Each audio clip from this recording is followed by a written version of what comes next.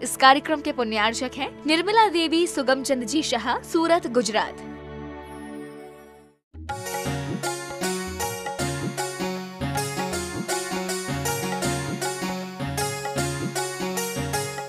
नक्षत्रों के समय में थोड़ा बहुत अंतर आएगा।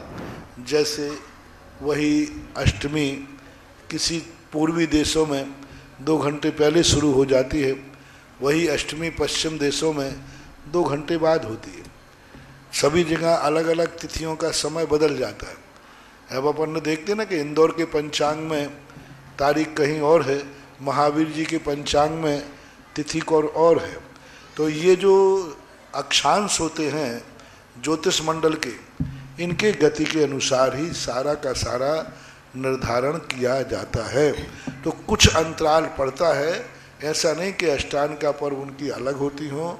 विदेह क्षेत्र में भी जहाँ भगवान विराजमान हैं वहाँ भी अष्टांग का पर्व अभी ही हैं, क्योंकि एक ही पर्व ऐसा है अष्टांग का पर्व जो 3 लोक मनाया जाता है। देवताओं में भी, विदेह क्षेत्र में भी, विद्याधर श्रेणी में भी, भरत में भी, ऐरावत में भी, सारे मुल्क में जहाँ जहाँ लोग भक्त हैं अष्टांग का पर्व बराबर मनाते हैं, और यही 3 अष्टांग का पर्व होते हैं। बामरा उड़ीसा से नीरज जैन, इनकी जिज्ञासा है। नमोस्तु महाराज श्री। महाराज श्री, महाभारत को लेकर है कि कहा गया है कि नकुल और सहदेव को नरक जाना पड़ा, क्यों? और युधिष्ठिर तो जुआ खेले तो उन्हें कैसे कर्म का बंध हुआ होगा और किस गति में गए होंगे? कृपया मार्गदर्शन करें। कौन? युधिष्ठिर? जैन दर्शन के अनुसार तो युधिष्ठिर, भीम और अर्जुन मोक्ष गए, नकुल और सहदेव सर्वार सिद्धि गए। नकुल और सहदेव नरक नहीं गए। महाभारत के अंदर एक ऐसी कथा है कि जो इन्होंने झूठ बोला था धर्मराज ने युद्ध के समय, उसके लिए उनको नरक का दर्शन कराया गया, यानी उन्हें नरक के दर्शन कराए गए और उसको देख करके वो भय को प्राप्त हो गए। इतना मात कथन है, लेकिन नरक जाने की 5 पांडवों में ना तो जैन दर्शन में है ना वैष्णव दर्शन में है, ऐसा तो कहीं परंपरा नहीं आई ऐसे। इंदौर से श्रीमती पद्मावती जैन, इनकी जिज्ञासा है। नमोस्तु महाराज श्री। महाराज श्री, जन्म से लेकर मृत्यु के बाद भी चलते हैं। रिश्ते अपनत्व की बौछार से जीवित रहते हैं। रिश्ते झूठ और फरेब से धूमिल होते हैं। रिश्ते आलोचना और वाणी की कठोरता से खंडित होते हैं। जिज्ञासा है कि रिश्तों में व्यवहार, कुशलता और वाणी की मधुरता कैसे बनी रहे? कृपया मार्गदर्शन करें। इसका एक ही हमारे शास्त्रों में और नीतिकारों ने एक ही लक्षण दिया, निस्वार्थता। जहाँ व्यक्ति का स्वार्थ आ जाता है और उसमें भी निजी स्वार्थ आ जाता है, फिर व्यक्ति के साथ जो कुछ भी करना चाहे वो करता है। झूठ भी बोलेगा, परहेज भी करेगा, सब कुछ करेगा। हाँ, निकाल दो। तो फिर उसमें क्या होगा कि व्यक्ति की स्वार्थता यदि खत्म हो जाए, परमार्थता उसके अंदर निहित आ जाए, तो ही व्यक्ति इस संबंध में बच सकता है। अन्यथा इस संसार के स्वार्थ वगैरह जितने हैं, जल्दी एकदम जल्दी कर लो, जितने हैं ये सारे के सारी चीज़ें अपने आप ही बनी रहेंगी और अपने आप ही खत्म हो जाएगी। क्योंकि जब व्यक्ति का निजी स्वार्थ आता है तो व्यक्ति फिर उसके सामने ना तो झूठ देखता है, ना छल कपट देखता है, ना रिश्ते देखता है। रिश्ते भी कहाँ देखते? जब व्यक्ति का निजी स्वार्थ आ जाए तो रिश्तों में भी किस प्रकार की दरार पड़ती हैं आप सबको मालूम है। कि जब व्यक्ति बेटे का स्वार्थ आ जाए तो वो बाप से ही बिगाड़ लेता है, बाप का स्वार्थ आ जाए तो वो बेटे का ही बिगाड़ लेता है। जब अपने अपने स्वार्थ आ जाएं तो मियाँ बीवी में बिगड़ जाती है। जब और ज़्यादा स्वार्थ आ जाएं तो गुरु और चेले में भी बिगड़ जाती है। और ज़्यादा स्वार्थ आ जाएं तो भगवान और भक्त में भी बिगड़ जाती है। जहाँ लोगों के स्वार्थ सिद्ध नहीं होते हैं, लोग भगवान को भी छोड़ देते हैं। मंदिर जब तक स्वार्थ सिद्धि हो रही थी मंदिर जा रहे थे। जैसे ही उनको लगा कि अब हमें कुछ भी मिलने वाला नहीं है तो मंदिर जाना छोड़ देते, अभिषेक छोड़ देते, पूजन छोड़ देते। गुरुओं से मिलना है जब तक रहते हैं, जब उनको लगता है कि मेरे लिए तो कुछ मिल ही नहीं रहा है, मेरा तो स्वार्थ सिद्ध होता ही नहीं है, गुरुओं को छोड़ देते। तो सारी समस्याओं का समाधान है एक निस्वार्थपना। जब व्यक्ति अपनी जिंदगी निस्वार्थ जिए और निस्वार्थ सोचे, निस्वार्थ विचार करे कि मैं जो कुछ भी कार्य करूँगा मैं इसमें अपना कोई निजी लाभ निहित नहीं रखूँगा।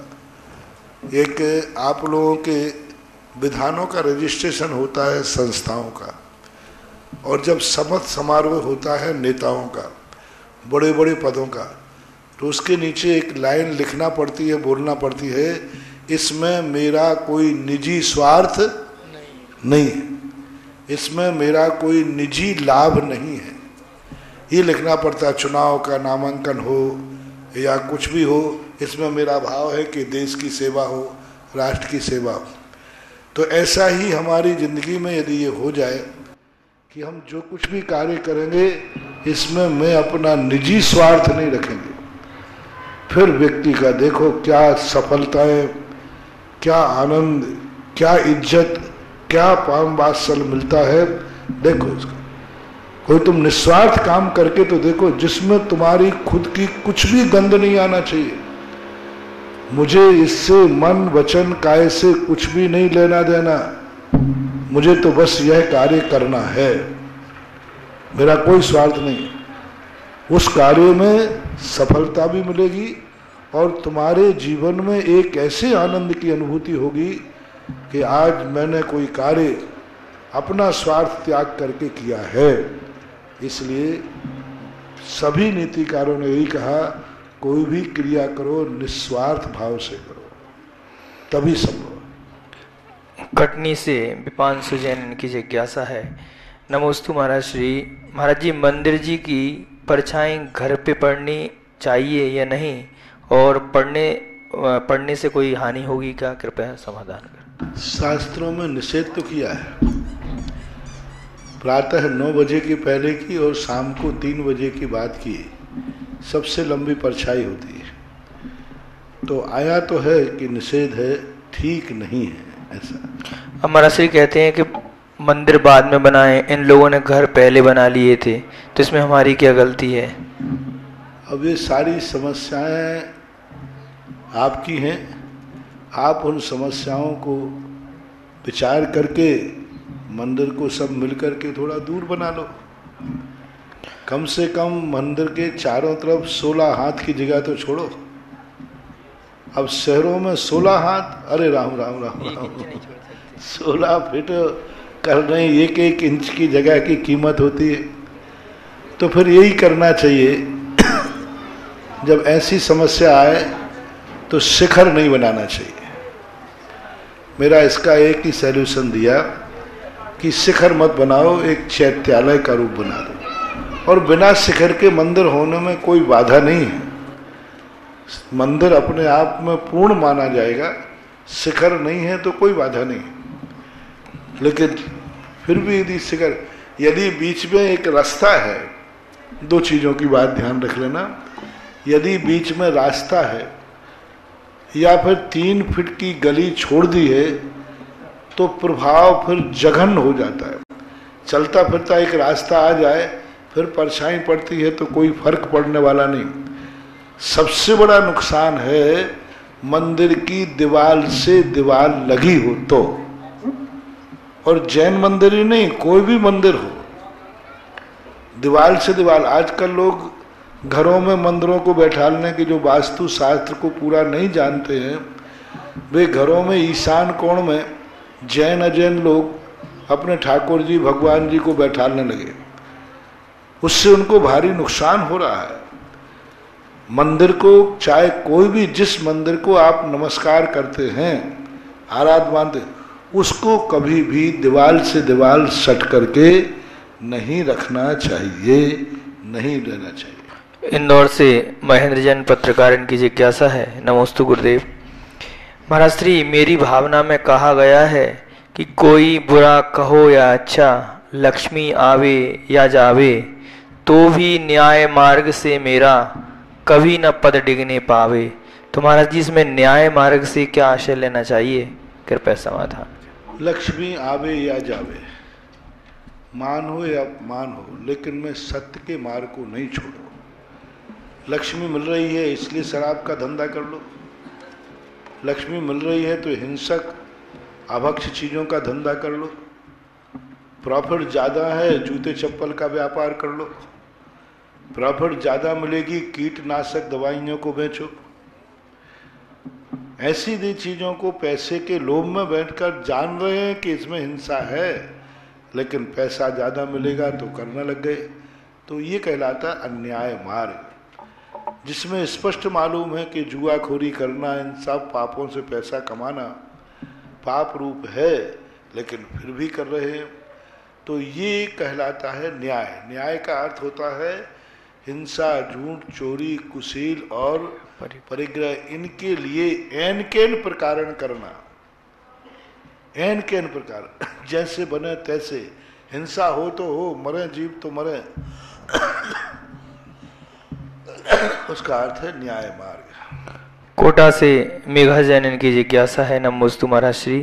महाराज जी, सिद्ध चक्र महामंडल विधान में 64 रिद्धियों के अर्घों में चारण रिद्धि के धारी मुनिराज के अर्घ में आया है कि चारण रिद्धिधारी मुनिराज अपनी दोनों जंघों पर अपने दोनों हाथ रखकर उड़ जाते हैं। तो महाराज जी, क्या चारण रिद्धिधारी मुनिराजों के पास पिछी कमंडलू नहीं होती? कृपया समाधान करें। पिछी कमंडल अलग चीज है और रिद्धि अलग चीज है, क्योंकि चारण रिद्धियों के माध्यम से चलने में ही तो उनकी शक्ति आई है। चलते समय कौन पिछी लगाता है? बैठने में तो रिद्धि नहीं है उनकी, चलेंगे तब रिद्धि है। तो चलने में तो हम लोग भी पिछी नहीं लगाते, पिछी लगाना पड़ती है उठना बैठना। चारण रिद्धि आदि है, वे शौच तो जाएंगे, लघु शंका तो जाएंगे, तो फिर उस स्थान को तो परिमार्जन करना पड़ेगा। जब वो बैठेंगे उठेंगे तो शरीर का परिमार्जन करना पड़ेगा, पाठी का परिमार्जन करना पड़ेगा। इसलिए चारण रिद्धिधारी आदि मुनिराजों के लिए पिछी और कमंडल दोनों का कोई निषेध नहीं है, क्योंकि चारण रिद्धि हो और ये सब चीज़ें ना हो, ऐसा कोई नियम नहीं है।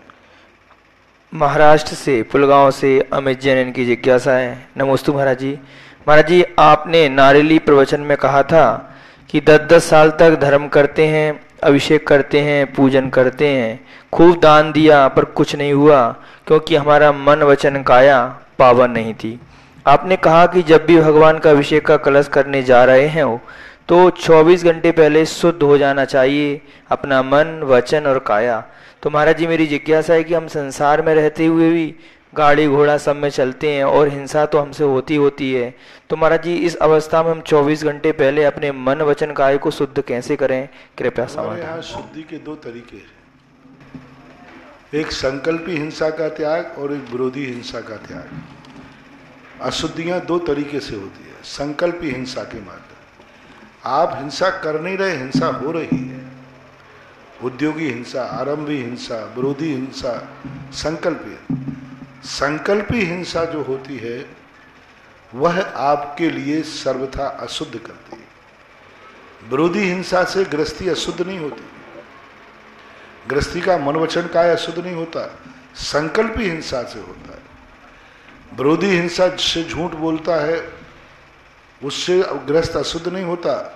दूसरे के विनाश के लिए झूठ बोलना, समझना, अपने गृहस्थिक कार्य करने में जो हिंसा होती है, खेती आदि में गाड़ी चला, वो विरोधी हिंसा है, आरंभी हिंसा है, उद्योगी हिंसा है। झूठ बोलता है अपनी रक्षा के लिए, अपने धन कमाने के लिए झूठ बोलता है, इससे गृहस्थी अशुद्ध नहीं होती।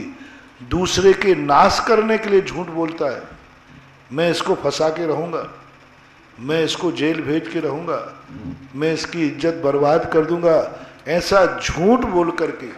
इसी प्रकार दूसरे की वस्तु चोरी करूँगा, चोरी कर लूँगा तो ये कंगाल हो जाएगा, सब कुछ बर्बाद हो जाएगा। इसी प्रकार के जो दूसरे आदि पाप जो दूसरों के लिए करता है वह मिटाने के लिए। तो ऐसा जो पाप करता है उससे आपकी काया अशुद्ध होती है। ऐसे पापों को नहीं करना। दूसरी बात, 24 घंटे पहले करने का अर्थ है आज जो अभिषेक आपने किया है कल करोगे कि नहीं। उसी समय ऐसा आनंद आना कि आज भगवान मैंने अभिषेक किया है, कल मैं फिर करूंगा। जो आपने कल का संकल्प किया है वही तो आपकी मानसिक शुद्धि है, वही तो लक्ष्य शुद्धि है, यही तो सम्यक दृष्टि की दृष्टि है कि आज अभिषेक कभी पूरा किया नहीं और कहता भगवान कल फिर मैं आऊंगा। पुनः दर्शनम भूयात। जिस क्रिया को हमने एक बार किया बार बार करने का भाव आना ही सबसे बड़ी शुद्धि और विशुद्धि है। इसलिए आज तुमने अभिषेक कर लिया है तो कल भाव करो भगवान कल फिर मैं आऊंगा अभिषेक करने, मैं फिर कल करूंगा। तो आपने संकल्प कर लिया, आपकी शुद्धि हो गई। तो 24 घंटे शुद्धि का अर्थ यह होता है। ऐसा कोटा से हर्षित जैन इनकी जिज्ञासा है। नमोस्तु महाराज श्री। महाराज श्री, मेरी जिज्ञासा बहुत लघु है। किसी दिन मैं मंदिर जी में अभिषेक करके पुण्य के लिए जाता हूँ तो पहला कार हम धोती दोपट्टा पहनते हैं तो हम पहला पाप यह लगा कि धोती दोपट्टा मंदिर जी के हैं। दूसरा पाप है लगा कि उन धोती दोपट्टे में किसी का पसीना लगा हुआ है और भगवान का अभिषेक किया। तीसरा पाप ये है कि उन धोती दुपट्टे के माली ने धोया है, फिर हम जिस पानी से अभिषेक करा वह पानी ठंडा है, उसमें भी पाप लगा। इसके पश्चात हमारे यहाँ 3 भगवान को एक ही पात्र में रखकर अभिषेक करते हैं तो इसका भी पाप लगा। इसके पश्चात यदि भगवान के किसी स्थान पर कपड़ा नहीं जा पाता है और गीला रह जाता है तो उसमें भी पाप लगा। हमने जिस पानी से अभिषेक करा वह पानी बोरवेल का था, उसमें भी पाप लगा। तो महाराज जी, मेरी जिज्ञासा है कि मैं अभिषेक करके पुण्य कमाना चाहता था, परंतु मैंने अभिषेक करके पुण्य के स्थान कितने सारे पाप का भागी बन गया। इससे अच्छा होता कि मैं अभिषेक ना करके दर्शन करके ही घर लौट आता। क्या मेरा सोचना सही है? कृपया समाधान। आपका सोचना बिल्कुल गलत है। आपको पाप नहीं लगा, आपको पुण्य कम बंद हुआ। पाप लगना अलग चीज है और पुण्य बंद होना कम अलग चीज है। फिर नंबर कम आना, इस कारण से वो उदाहरण देता हूं मैं कि एक व्यक्ति स्कूल नहीं गया, बोले क्यों, मैं फेल हो जाऊंगा। और एक व्यक्ति स्कूल गया तो 20 नंबर लाया, 33 नंबर नहीं ला पाया। और एक व्यक्ति इस कारण से स्कूल ही नहीं गया। तो दोनों में से श्रेष्ठ कौन है? कम से कम उसने 20 नंबर तो पाए। पास नहीं हुआ, वो भी पास नहीं हुआ और ये तो पास हुआ ही नहीं। तो एक तो 0 नंबर भी नहीं मिला, एक को 20 तो मिले। इसलिए ऐसी परिस्थितियों में पाप का बंध नहीं होता। मैं हमेशा कहता हूं आपके पुण्य के नंबर कम होते हैं। नंबर कम होना और पाप होने में अंतर है। आपके पाप नहीं लगेगा, आपको पुण्य के जो 100 नंबर मिलना है वे 100 नंबर ना मिलके 10 भी मिल जाएंगे। अरे भाई, भगे भूत की लंगोटी भली, नाना मामा से काना मामा अच्छा। नहीं करने की अपेक्षा से कम उस समय अपनी भाव शुद्धि, पहला तो प्रयास करो कि जो अशुद्धियां तुम्हें महसूस हुई हैं उनको अपनी पूरी ताकत लगाओ। कितनी हटा सकते हो? जैसे मंदिर का धोती दुपट्टा नहीं पहनना तो नहीं पहनना, एक अशुद्धि हटाओ, अपने घर का ले जाओ, अपने घर से पहन के ले जाओ, अपने घर से एक डिब्बे में रख के ले जाओ। और नहीं हो सके तो मंदिर में अलग से अपने नाम का धोती दुपट्टा डाल दो। दूसरी बात, उसमें जो मैल आदि होता है अच्छी तरह से धोइए। ठंडे पानी का होता है आप गर्म कर लीजिए, बोरिंग का पानी होता है आप कुएं से लाइए। तो आप चाहें तो अपने नंबर बिल्कुल बदल सकते हो। मान लो सारे लोग बोरिंग के पानी से करते हैं अभिषेक, आप पूरी कमेटी को नहीं रोक सकते। आप थोड़ा सा कष्ट उठाइए, थोड़ा सा नंबर बढ़ाइए, गाड़ी का पेट्रोल खर्च कीजिए और 2-4 किलोमीटर पर यदि कुआं हो तो आप अपने अभिषेक का पानी वहां से भर के लाइए और अपना अभिषेक गर्म करिए। सब ठंडे पानी से करते हैं हम, तुम गर्म करके कर लीजिए। उनका पुण्य उनका जाने, तुम्हारा पुण्य तुम जाने। तो ये इन बातों में यदि हम चेतना चाहें तो हम चेत सकते हैं, अपने नंबर बढ़ा सकते हैं। फिर भी यदि तुम्हारी कोई मजबूरी है तो आप करना ना छोड़ें, क्योंकि करने से कुछ ना कुछ पुण्य का बंध तो होगा ही, पाप का बंध नहीं होगा, क्योंकि क्रिया शुभ है। क्योंकि पुण्य क्रिया में असंख्यात लोक प्रमाण अध्यवसाय भाव होते हैं, असंख्यात लोक प्रमाण। तो असंख्यात लोक प्रमाणों में हमें थोड़ा कम बंध होगा पुण्य का, लेकिन क्रिया करो। जयपुर से हितेश जैन, इनकी जिज्ञासा है। नमोस्तु महाराज श्री। महाराज श्री, भगवान धर्मनाथ की आयु 25 लाख वर्ष की थी और जबकि मानव की उत्पत्ति विज्ञान के अनुसार करीब लगभग 10 लाख वर्ष पूर्व की हुई थी, तो ये कैसे संभव है? कृपया महाराज श्री बताइए। अब आप विज्ञान को मानते हो तो मानो। विज्ञान तो ये मानता है कि मनुष्य था ही नहीं, ये कीड़ा था। कीड़ा से फिर वो अमीमा कीड़ा था, फिर वो वैसा बना, फिर वो बंदर बना, बंदर से फिर मनुष्य बने। आप लोग सब वानरवंशी हो। अरे आज कोई वैज्ञानिक एक बंदर को मनुष्य बनते तो दिखा देवे? क्या कपोल कल्पना है? क्या प्रमाण है उनके पास कि हम मनुष्य पहले एक कीड़ा था अमीबा नाम का? क्या प्रमाण है कि पहले मनुष्य बंदर बना और बंदर बन करके फिर बंदर से फिर वन मानुष बना, वन मानुष से मनुष्य बना? आज कोई वन मानुष मिलते हैं? आज कोई वन मानुष मनुष्य बनते देखा तुमने? वन मानुष होते ना वो जंगल में काले वाले, वो वन मानव आज हैं। उनके यहाँ कभी आज तक कोई मनुष्य पैदा हुआ?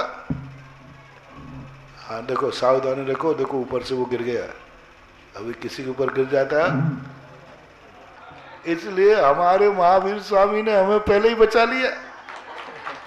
और खाओ हवा, अपन तो थोड़ी, अब देखो अब थोड़ा सा पसीना आएगा, लेकिन पसीना ही तो निकलेगा, खून तो नहीं निकलेगा। अब दो में से एक कुछ निकाल लो, चाहे खून निकालो चाहे पसीना निकालो। अब आपका पसीना नहीं निकलेगा तो अपना पसीना निकल जाता है, तो ठीक है। अपन को महावीर स्वामी ने बचा लिया और इन लोगों को आदिनाथ भगवान ने बचा लिया।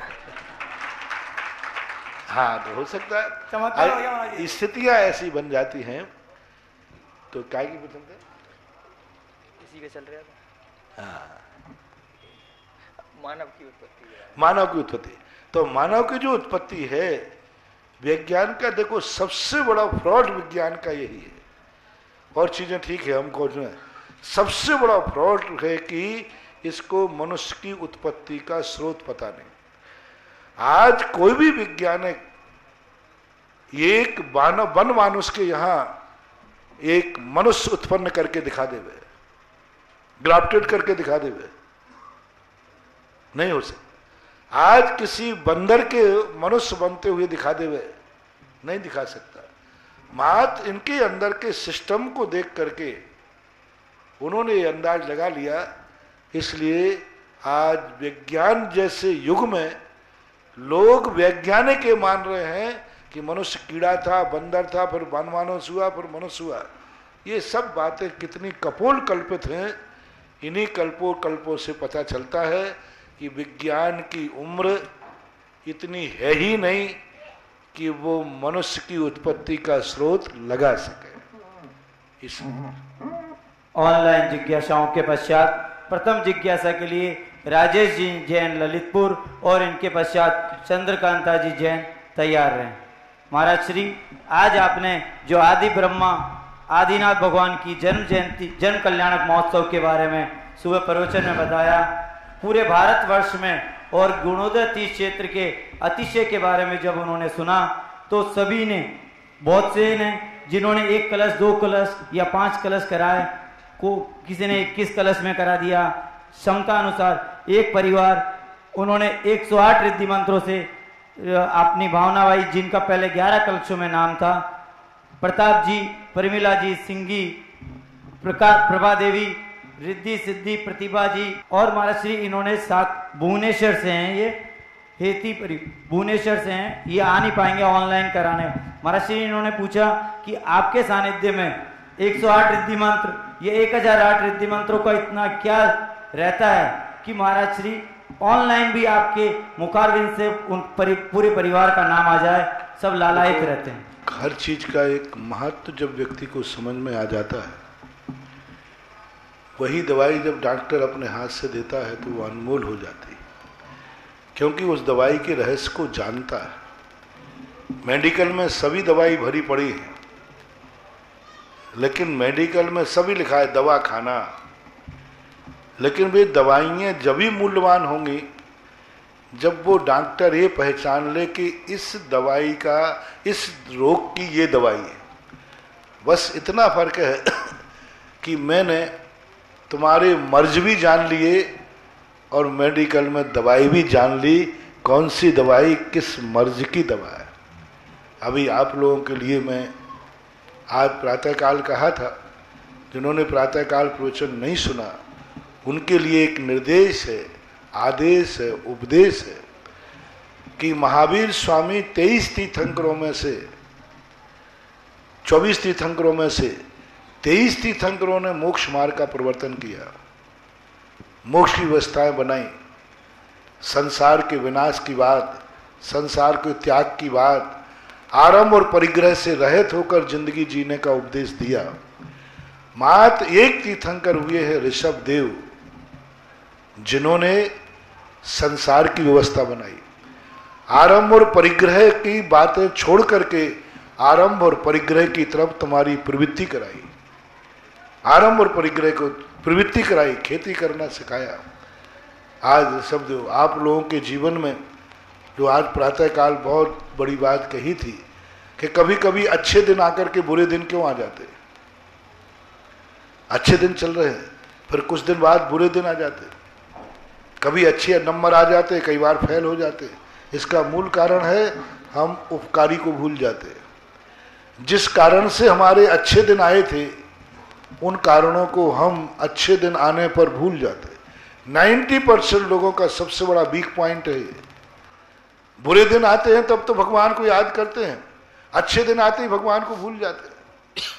गरीबी आती है तो भगवान याद आते हैं, अमीरी आती है तो गार्डन याद आते हैं। आप लोग सबसे बड़ा वीक पॉइंट है बुरे, जब आपके बुरे दिन आते हैं तो बुरे दिन तो मंदिर में बिताते हो और अच्छा दिन आता है तो गार्डन में बिताते हो। जिस दिन तुम अच्छा दिन प्रभु के चरणों में बिताओ और बुरा दिन गार्डन में बिताओगे, उस दिन से तुम्हारे बुरे दिन आना बंद हो जाएगा। सबसे बड़ा मानव का वीक पॉइंट है, अच्छे दिन तो मौज मस्ती में और बुरे दिन में कहते हो भगवान कहाँ हो तुम। बुरे दिनों में याद करते हो बाबा को, जब कोई काम नहीं आता तो हाँ तेरे बाप का नौकर हूं जो आ जाऊं। भगवान को तुम समझते क्या हो? अरे अच्छे दिनों में भगवान को याद करो, खुशी के दिन में भगवान को याद करो, उपकारी को कभी मत भूलो। ऋषभ देव एक ऐसे उपकारी हैं जिन्हें ग्रस्तों को महावीर से ज्यादा, यदि आपको संसार नहीं छोड़ना है, गृहस्थी अच्छी चलाना है, व्यापार अच्छा चलाना है, खेती अच्छी चलाना है, तो ये खेती करना किसने सिखाया? उसका उपकार मानो और उसको याद करो। आदिनाथ जयंती मनाना चाहिए क्योंकि व्यापार करना उन्होंने सिखाया। जो खेती करते हैं वो चाहते हैं कि मेरी खेती अच्छी हो, फसल अच्छी हो, तो उन्हें आदिनाथ जयंती मनाना चाहिए। आप चाहते हैं कि जिनके पास मकान है, ये मकान बनना किसने सिखाया? आदिनाथ। सब कुछ जो तुम्हारे घर में है, आज सुबह मैंने कहा था कि अपने घर में जो भी सामान है, रोटी है, पानी है, चूल्हा है, लकड़ी है, सब में आदिनाथ की शक्ल देखना। ये सब आदिनाथ की देन है। यदि आदिनाथ भगवान षट कर्मों का उपदेश नहीं देते तो आज सारा जगत मांसाहारी होता। जैसे वो जंगलों में लोग रहते हैं ना, जड़ी बूटी गड़ंत खाते हैं, नंगे रहते हैं, और उसी प्रकार से उनके दिगंबर मुनि नहीं, दिगंबर मुनि अलग है और नंगापन अलग है। ऐसे पशुओं जैसे जिंदगी जीते। ये आज जो मानव सभ्यता है ये ऋषभ देव की जैन है। इसलिए जो संध्याकालीन जिज्ञासा समाधान सुन रहे हैं उनको मेरा कहना है, चाहे वो जैन हो चाहे अजैन हो, कल आदिनाथ जयंती पर हर व्यक्ति को एक दिन का अपना प्रतिष्ठान बंद रखना है। और जो जैनी लोग हैं वे सामूहिक भोजन कराएं। एक दिन हम लोग सब सामूहिक भोजन किसी तीर्थ क्षेत्र पर अथवा अपने नगर की धर्मशाला में, और सवेरे अपने अपने मंदिरों में आदिनाथ की मूर्ति हो तो ठीक, कोई भी मूर्ति हो वहां महामस्तकाभिषेक करें, शांति धारा करें, आदिनाथ भगवान की पूजा करें, सांस्कृतिक कार्यक्रम करें, आदिनाथ के षट कर्म की व्यवस्था बताएं दुनिया को कि सबके कौन के प्रचारक हैं। लेक्चरार लोगों को बुला करके उनसे कहें कि दुनिया में बोलो आदिनाथ भगवान का क्या है। कल का दिन संसार में जो अच्छी तरह जीना चाहते हैं, संसार में सुखमय जीना चाहते हैं, संसार में हंसी खुशी से जीना चाहते हैं, तो कल हर व्यक्ति को आदिनाथ भगवान का स्मरण करना है, उनका गुणानुवाद करना है। और जो जैनी हैं उनको कल तीर्थ क्षेत्रों पर, अपने घरों में, अपने मंदिरों में भगवान का अभिषेक, पूजन, शांति धारा करना है। और सबके लिए करके ये बात की घोषणा कर, इससे तुम्हारी बहुत बड़ी बात होगी। सारा जगत मानेगा कि जैनेन्द्र देव मात्र आत्मा और मोक्ष के ही संस्थापक नहीं थे, संसार की सुख सुविधाओं के संस्थापक भी जैन तीर्थंकर हुए। लोग ये मानते हैं जैन दर्शन एक अवसादवादी दर्शन है, जैन दर्शन मात्र परमार्थ की और आत्मा की बातें करता है। नहीं, जैन दर्शन इस सृष्टि का भी स्थापन करता है, सृष्टि में भी जीना सिखाता है, और किस तरीके से जीना सिखाता है।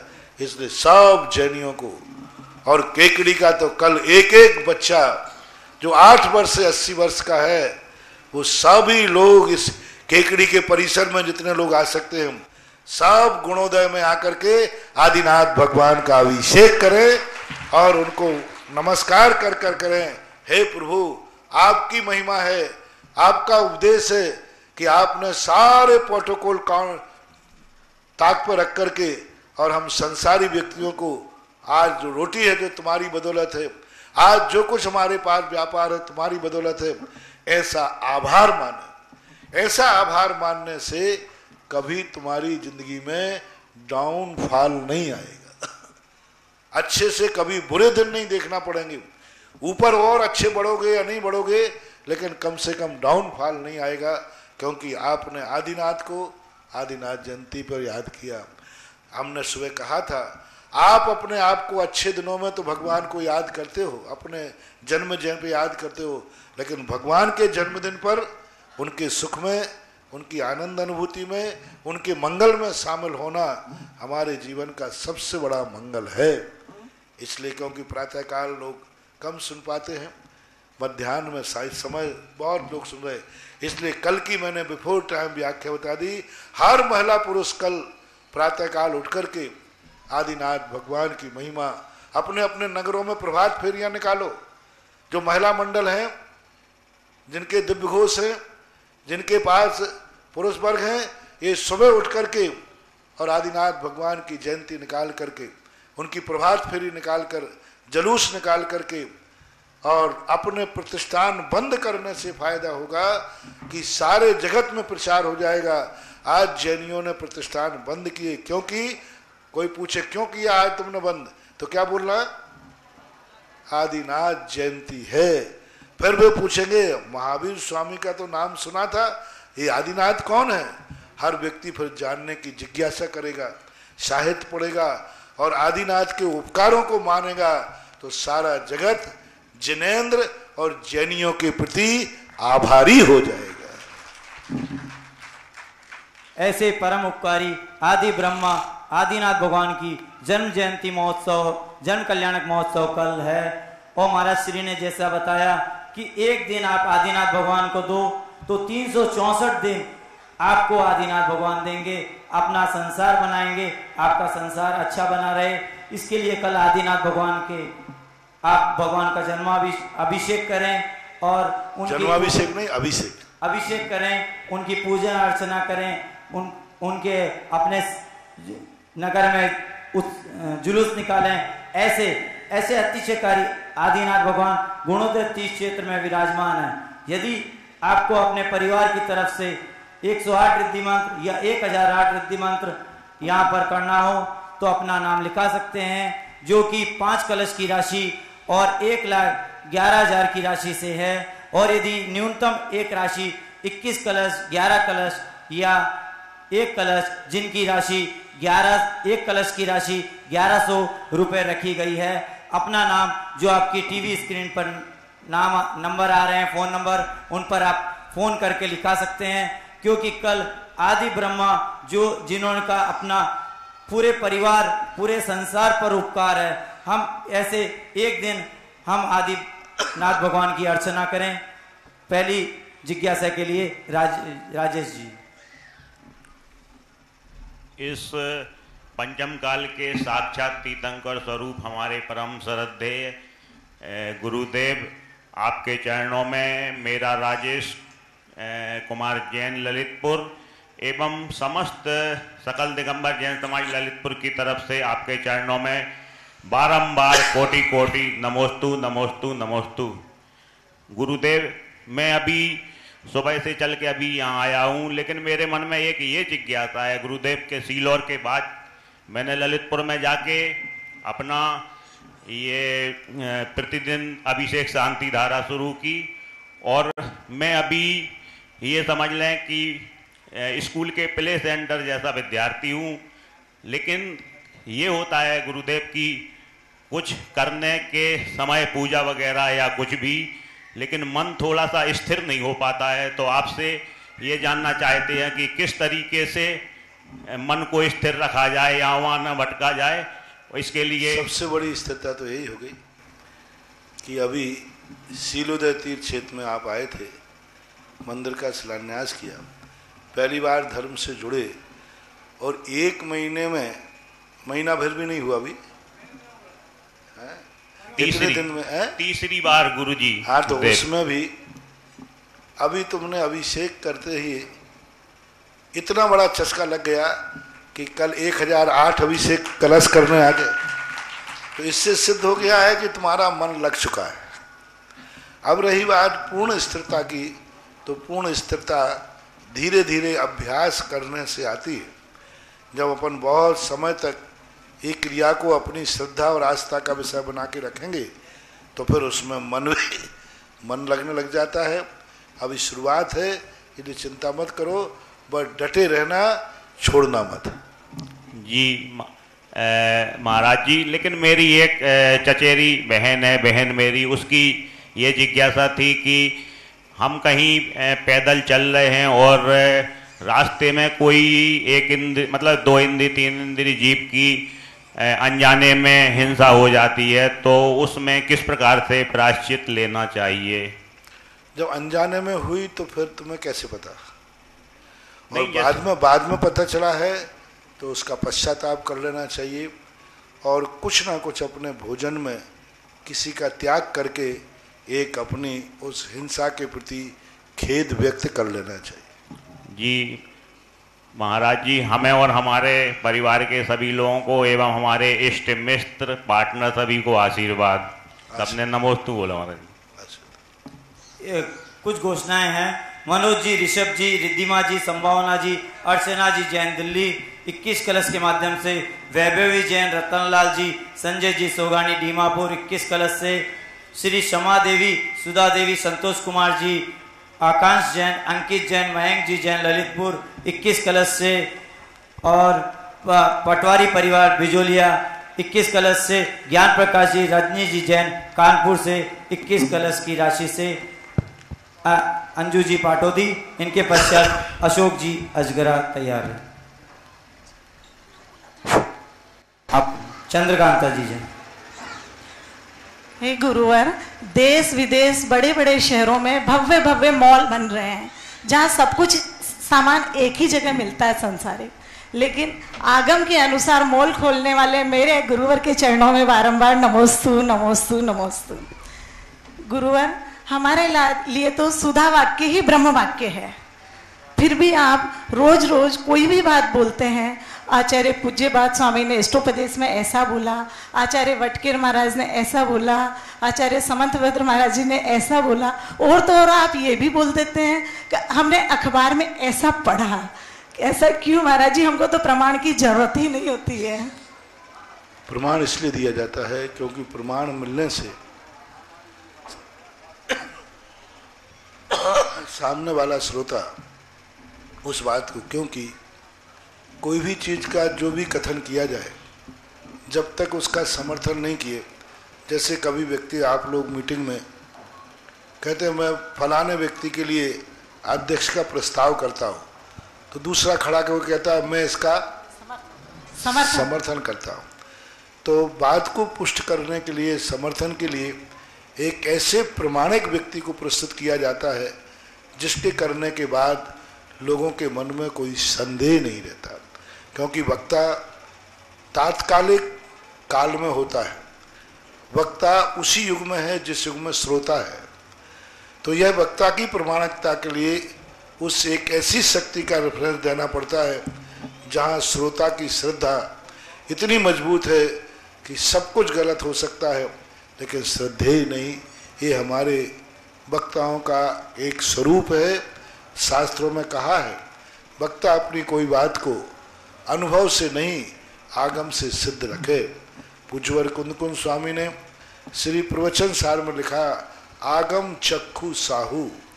साधु कोई भी बात अपनी तरफ से ना बोले, आगम को ध्यान में रखकर, आगम का रेफरेंस रखकर बात बोले, क्योंकि पंचम काल में साधु के आगम ही आंख है।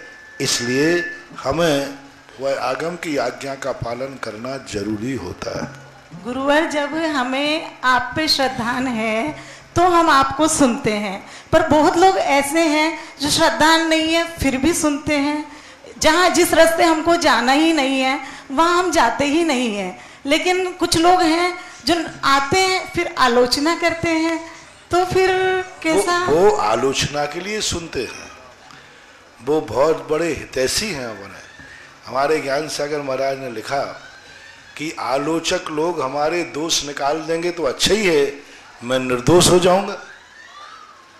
क्योंकि भक्तों को दोष नहीं दिखते, दुश्मन को दोष दिखते हैं। इसलिए निंदक नीरे राखिए आंगन कुटी छभाए। इसलिए मैं तो उनको बहुत अच्छा मानता हूँ जो आलोचक होते हैं। महीने 2 महीने में कहीं से भी मेरे प्रश्नों की या मेरे जिज्ञासा समाधान की कोई आलोचना नहीं आती तो मुझे बड़ी तकलीफ हो जाती है। इसलिए मैं सोचता हूँ कहीं आलोचक मेरा मर तो नहीं गया, और मैं सोचता हूँ कि आलोचक तू ना मरिए रे। तो इसलिए एक भजन भी है ऐसा। इसलिए आलोचक बहुत अच्छा आदमी, आलोचक बहुत ऊंचाइयां देता है। मैंने तो अभी तक जितनी ऊंचाइयां पहुंचा हूं आलोचना की बदौलत, क्योंकि जहां तक हमारा भक्त नहीं जा सकता वहां तक आलोचक हमें पहुंचा देता है। आज सारी दुनिया में मुझे कोई जानता नहीं, मैं गया ही नहीं, बिहार ही नहीं हुआ। मेरे 25 साल तो तुम्हारे राजस्थान में निकल गए, और सारे जगत में सारे दुनिया के लोग मुझे जानते हैं। किसने बचाया? बोले आलोचकों ने। एक बड़ा व्यक्ति भक्त आया, किसी मंदिर का जीर्णोद्धार कराना था कमेटी वाले, तो मैंने कहा भाई मेरे से मत कराओ। उसी समय मेरे पास एक पेपर छपा रखा हुआ था, उसमें मेरी आलोचना छपी हुई थी, फलाने ने फलाना मंदिर ये कर दिया, ये कर दिया। तो मैंने कहा देखो मेरे से मत कराओ, अन्यथा आपका भी नाम पेपर में छपेगा मेरे साथ, बुराई होगी। तो वो क्या कहता है, आपके पास जो पेपर रखा ना, इसी पेपर को पढ़ के मैं आया हूं। पहले मैं आपको जानता ही नहीं था, लेकिन जब आपका पेपर पढ़ा तो बोले कि फिर कैसे आए? बोले मैं ये पढ़ के आया कि लोग उसी पेड़ में पत्थर मारते हैं जिस पेड़ में आम के फल होते हैं। लोग कांटों वाले बबूल को पत्थर नहीं मारते। इसलिए मैं इस पेपर को ही पढ़ के आया हूं कि जरूर इन महाराज में दम है, तभी तो एक साधु सारे भारत में, पहले मैं अपने आप को कोई ज़्यादा नहीं मानता था, मैं अपने आप को बहुत छोटा मानता था, बहुत छोटा। और मैं कुछ बोलता था तो मैं सोचता था, मन कहता था मेरा, अरे क्यों बोलता है, तेरी आवाज़ कौन सुन रहा है। लेकिन अब जब मैं बोलता हूँ, एक आवाज़ यहाँ बोलता हूँ, पूरे भारत में सनसनी पहुँच जाती है। बड़े बड़े आचार्य, बड़े बड़े पंडित, बड़े बड़े विद्वान, बड़े बड़े संस्थाओं के लोग एकदम हिल जाते हैं। अरे फिर मैंने कहा मेरे ज्ञान ने, अरे बारे सुधा सागर, तेरी आवाज में दम है। अकेला हो करके भी तू एक आवाज उठाता है, सारे भारत के पेपर रंग जाते, सारे पेपर भारत में व्हाट्सएप चल जाती है, सारे भारत में। और मैं तो ये कहता हूं, जितना अच्छी तरह मेरा प्रवचन, मेरी जिज्ञासा मेरे दुश्मन सुनते हैं, भक्त नहीं। भक्त तो कम से कम रोटी खाते हुए बातें कर लेते हैं, वो नहीं करता, वो चुप चुप, क्योंकि उसे बारीक पढ़ना है, बहुत पढ़ना है। इसलिए वो लोग बहुत अच्छे आदमी हैं और वो सबसे ज्यादा मेरा प्रवचन सुनते हैं। आलोचक लोग बहुत सावधानी से सुनते, बहुत अच्छी तरह सुनते। इसलिए हमारे प्रवचन की श्रोताओं की संख्या बढ़ने दो, वो जिंदा रहने दो। अशोक जी असगरा, इनके पश्चात सुनील जी गुणोदय तैयार हैं। महाराज श्री, बहुत से लोग एक कलश या दो कलश फोन आ रहे हैं उनके, हम उठा नहीं पा रहे हैं, इतने फोन आ रहे हैं अभी आपने जब से बोला है। तो ये हमारी एक रिक्वेस्ट है कि आप, यदि हम फोन नहीं उठा पा रहे तो आप व्हाट्सएप पे अपना जितने भी कलश आपको लेने हैं तो आप वो कलश की संख्या लिख के, पूरे परिवार का नाम लिख के भेज दें, कि जिससे हम आपका नाम नोट कर लें और शांति धारा में नाम बुलवा सकते हैं। महाराज श्री, बहुत से गरीब परिवार पूछ रहे हैं कि हमारे को आपके मुखारविंद से 108 की भावना है लेकिन कर नहीं पा रहे हैं, तो हम क्या, कुछ हमारे को कुछ छूट मिल सकती है क्या? आप तो नाम बोल देना, मैं बोल दूंगा, वैसे ही बोल देता हूं मैं तो। लेकिन देखो, गरीब, ओरिजिनल गरीब हो तो भेजना, नहीं तो वो सरकार द्वारा 12,000 रुपया लेने के लिए गरीब मत बन जाना। हाँ, और जो अमीर होकर गरीब बन के नाम बुलवाएगा तो फिर ये ध्यान रखना, वो गरीबी हो जाएगा।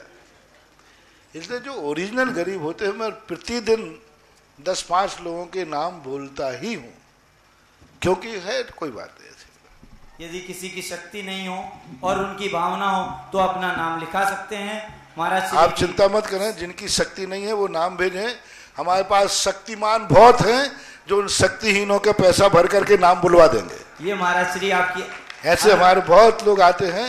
अभी कहाँ पर, सांगानेर और नारेली में जब कार्यक्रम हुआ, ऐसे सैकड़ों लोगों ने नाम लिखाए कि मैं नहीं आ पा रहा हूँ, मेरी तरफ से शांति धारा किसी गरीब की करा देना। मेरे तरफ से 100-100, 500 कलश उन्होंने कहे कि 500 कलश मेरी तरफ से हैं, जो गरीब पैसा ना दे पाए उनसे कलश करा देना, जिससे वो कलश कर सके। इसलिए चिंता मत करो, गरीब भी निपटो और अमीर भी निपटे, सब ठीक। प्रियंका जी बेंगलोर, इनका भी एक नाम आया है। अशोक जी असगरा, इनके पश्चात तैयार हैं ममता जी जैन। गुरुवार के चरणों में कोटिशा नमन। गुरुवार मेरी जिज्ञासा है कि हमारा जो दान है वह त्याग में किस प्रकार परिवर्तन हो, ऐसी मेरी जिज्ञासा। जो दान में और त्याग में अंतर होता है। त्याग जो हुआ जाता है उसको हे मान के छोड़ा जाता है, यह मेरे लिए घातक है, यह मेरे लिए ठीक नहीं है, उसको बोलते त्याग। और दान जो होता है वो हे मान के नहीं त्यागा जाता, दिया जाता, उपकारी मान के दिया जाता है। जब कोई व्यक्ति धन दौलत छोड़ करके त्याग करता है, वो साधु बनता है। वो जानता है कि ये धन दौलत मेरे लिए दुखदाई है। और जब श्रावक दान देता है तो वो जानता है कि ये धन बुरा नहीं है, धन उपकारी है, इससे मंदिर बन सकता है। साधु धन छोड़ता है कि ये दुखदाई है क्योंकि परिग्रह है। श्रावक जब धन त्यागता है वो कहता नहीं, उपकारी है, ये मंदिर बनेगा, भगवान का अभिषेक करूंगा, क्षेत्र बनेगा। इसलिए दान और त्याग दोनों में अंतर होता है। दान में उस वस्तु के प्रति आदर भाव होता है, अवभाग्य होता है, उपेक्षा भाव नहीं होता, बड़ा सम्मान भाव होता है। जब महाराज को तुम आहार देते हो तो एक सम्मान भाव आता है कि ये ग्रास आज महाराज की अंजलि में जाकर आया, महाराज का उपकार करेगा। और त्याग में हमेशा हे वस्तु का किया जाता है। वही वस्तु जब व्यक्ति को हे लगने लग जाती है तो त्याग करता है, और वही वस्तु जब उपकारी लगने लग जाती है तो दान देता है। दोनों में अंतर है। दान से संसार प्रशस्त होता है और त्याग से मोक्ष प्रशस्त होता है। दान देने से संसार फलीभूत होता है, अच्छी तरह संसार में व्यक्ति जी सकता है, और त्याग से संसार का नाश होता है और परमार्थ की उपलब्धि होती है। ये अंतर समझना चाहिए। नमस्ते महाराज। सुनील जी जैन गुणोदय, इनके पश्चात ममता जी जैन तैयार। जगत पूज्य मुनि पुंगव के श्री चरणों में कोटि से नमन। जगत पूज्य श्री, अभी आपने कहा कि राजस्थान के अंदर, पूरे विश्व के अंदर जहाँ जहाँ भी जैनी है अपने अपने घरों में, अपने नगरों में अभिषेक करें। कोटा से हुक्म काका जी ने का किस्सन है, उन्होंने कहा कि गुरुदेव हम चांदखेड़ी में उत्सव मनाएंगे, उसके बाद हम आपके पास भी आने जाते हैं, तो फिर हम क्या करें, हम तो चांदखेड़ी बैठे हैं। तो अभी इसलिए तो आदिनाथ महोत्सव को 3 दिन का कर दिया ना, कि लोग कहते हैं ना कि दोनों हाथ में लड्डू, मैंने तो 3 हाथ में लड्डू कर दिए कि यदि आदिनाथ जयंती को नहीं आ पाओ तो कोई बात नहीं, 30 तारीख को कर लेना, 31 तारीख को कर लेना। 3 दिन का आदिनाथ महोत्सव इसलिए किया कि बहुत सारे लोग कह रहे थे कि कई की मजबूरी रहती है, नौकरी रहती है, सर्विस रहती है, तो आप शेष 2 दिनों में कभी भी आकर के अभिषेक आदिनाथ जयंती के उपलक्ष्य में कर सकते हैं। चांदखेड़ी में भी एक बहुत बड़ा कार्यक्रम रखा है। अभी हुक्म काका ने बताया कि हम बहुत बड़े स्तर पर चांदखेड़ी में बहुत अच्छा कार्यक्रम कर रहे हैं। सारे लोगों को जो चांदखेड़ी से जुड़े हैं उन सबको उन्होंने आह्वान किया और सोच रहे हैं इस बार आदिनाथ जयंती ऐसी मनाई जाए कि लोगों को ऐसा एहसास हो कि आदिनाथ जयंती भी बहुत बड़ी। ऐसा चांदखेड़ी में भी उन्होंने आदिनाथ जयंती मनाने के लिए बहुत बड़ी तैयारी की है, बहुत कार्यक्रम कर रहे हैं। पूरी कमेटी, हुक्म काका है, अजय वाकलीवाल आदि है, ये लोग सब पूरी लगे हुए हैं मेहनत कर। और चांदखेड़ी की मूर्ति तो आदिनाथ की आपको मालूम है, वो तो एक मनोज्ञ मूर्ति है, वो भी एक अलौकिक मूर्ति है। ऐसे परम उपकारी आदिनाथ भगवान का जन्म कल्याणक महोत्सव में, जन्म जयंती महोत्सव में यदि आप यहाँ पर गुणोदय तीर्थ क्षेत्र में 3 त्रिदिवसीय कार्यक्रम महाराज श्री की अनुकंपा से रखा गया है। और ये सबसे बड़ी बात कि मार्च क्लोजिंग है, हमारे सबकी लगभग व्यापार आदि प्रतिष्ठान भी बंद रहेंगे, तो महाराज श्री ने वो देखते हुए आप हम सब पर कृपा करी। तो सभी गुणोदय तीर्थ क्षेत्र में पूरा भारतवर्ष, पूरे राजस्थान के लोग जो भी जैन परिवार हैं वो सब यहाँ पर पधारें और भगवान आदिनाथ भगवान का अभिषेक देखें और अभिषेक करने का सौभाग्य प्राप्त करें। गुणोदय तीर्थ क्षेत्र कमेटी और केकड़ी समाज की तरफ से आपकी आवास और भोजन की समुचित व्यवस्था रखी गई है। सभी पूरे भारतवर्ष और पूरे राजस्थान को यहाँ पर हमारी तरफ से आपको सबको आगमन के लिए पधारे हैं। ममता जी जैन, इनके पश्चात राम प्रसाद जी जैन तैयार हैं। नमोस्तु महाराज जी, नमोस्तु महाराज जी, नमोस्तु महाराज जी। मेरी ये जिज्ञासा है कि किसी गांव में जैन मंदिर नहीं है और वहाँ पर दूसरा पार्श्वनाथ जैन मंदिर है, वहाँ पर केसर और चांदी के नेत्र बने हुए हैं और महावीर स्वामी 24 भगवान की मूर्तियाँ प्रतिमा स्थापना। बस इतना ही इसका संदेश है आपको। वहाँ दर्शन करने से दिगंबर मुद्रा के दर्शन करने की बात है। जब वो दिगंबर है ही नहीं, पार्श्वनाथ भगवान की कह दिया ना मैंने। नाम तो तुम अपने बेटे का भी रख सकते हो पार्श्वनाथ। नाम रख लेने से मतलब नहीं है हमारे यहाँ, हमारे यहाँ स्वरूप से मतलब है।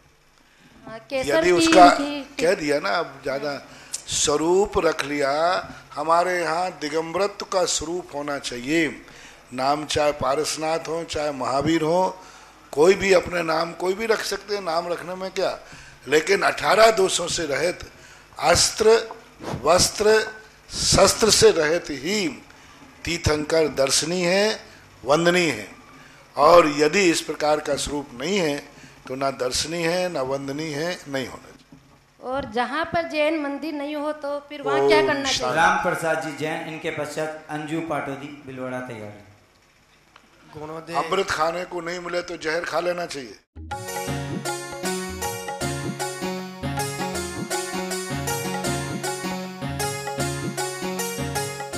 इस कार्यक्रम के पुण्यार्चक थे निर्मला देवी सुगमचंद जी शाह, सूरत, गुजरात।